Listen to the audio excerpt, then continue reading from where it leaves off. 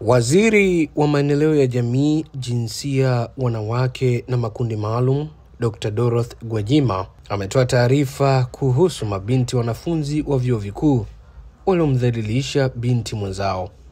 Katika taarifa yake hiyo iliyotolewa Aprili 23 ya mwaka 2025, Waziri Gwajima amesema kwamba, ndugu wananchi, rejeeni taarifa yangu kwa umma ya tarehe 20 Aprili ya mwaka 2025 kuhusu mada tajwa hapo juu.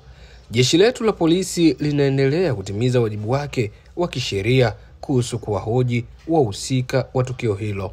Aidha, kwa upande mwingine, jamii nayo imeendelea kuhoji mbona aliyetajwa kuwa ni Mwijaku hakamatwi.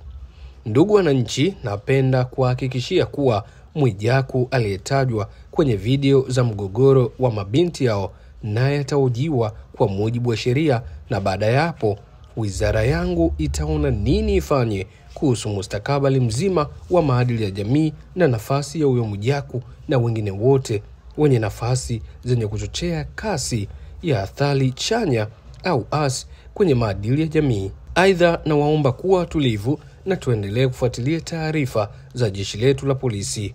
Asanteni kwa ushirikiano wenu. Ni taarifa ya Waziri Dr. Dorothy Gwajima juu ya sakata la mabinti wanafunzi wa vyuo vikuu waliomdhalilisha binti mwenzao. Itakumbuka kwamba hivi karibuni kupitia mitandao ya kijamii kulikuwa na gumzo kuhusu video ambazo zilisambaa zikiwaonyesha mabinti hao wakionekana wakimdhalilisha binti mwenzao kama inavyoelezwa.